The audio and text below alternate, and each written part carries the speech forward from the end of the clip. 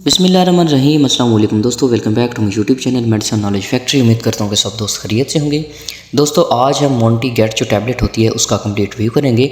इसके क्या फ़वाइद हो सकती हैं, किन कंडीशन के अंदर इसका जो है वो इस्तेमाल करवाया जाता है, इसके साइड इफ़ेक्ट क्या हो सकती हैं, इसकी डोजेज क्या होती है और इसका कंट्राइंडिकेशन क्या होती है कि किन हालात के अंदर आप इसका इस्तेमाल नहीं कर सकते। तो तमाम चीज़ें इस वीडियो के अंदर डिस्कस करेंगे। तो नए वाले दोस्तों से गुजारिश है कि मेरे चैनल को लाजमी सब्सक्राइब कर लें, साथ बेल आइकन दबा दें ताकि ऐसी तमाम मेडिसिन के रिलेटेड जो वीडियो जो है ना वो आप तक रेगुलर जो है ना वो पहुंचती रहें।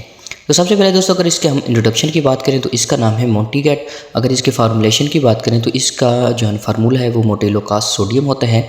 ये आपको 10 mg, 5 mg और 4 mg के अंदर जो है ना वो मिल सकती है और ये गेट्स फार्मास्यूटिकल जो कंपनी है उसकी बनाई हुई प्रोडक्ट है। दोस्तों अगर इसके हम बेनिफिट्स की बात करें, यूज़र्स की बात करें तो सबसे पहले जो दमे की कंडीशन होती है उनको ठीक करने के लिए इस टैबलेट का जो है वो इस्तेमाल करवाया जाता है।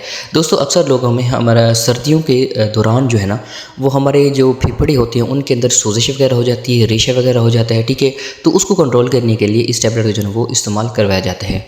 इसके अलावा अगर आपको छींकें वगैरह आती हैं, आपके नाक से रेशा वगैरह आता है, नाक से पानी का बहना या ज़्यादा से ज़्यादा बगलम जो खांसी होती है उनको ठीक करने के लिए भी इस मोंटी गेट जो टैबलेट होती है इसका इस्तेमाल करवाया जाता है।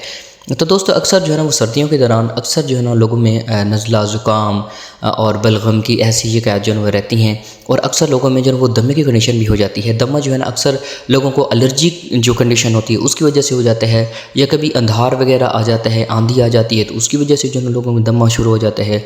तो इन तमाम कंडीशन को जो है वो कंट्रोल करने के लिए इस मोंटी गेट जो टैबलेट है इसका इस्तेमाल करवाया जाता है।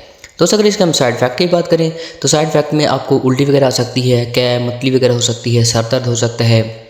अगर आप डोजेज ज़्यादा ले लें तब जो है ना आपको चक्कर वगैरह भी आना शुरू हो जाती हैं, बाज़ का पेट दर्द और कब्ज़ वगैरह की शिकायत भी हो सकती है।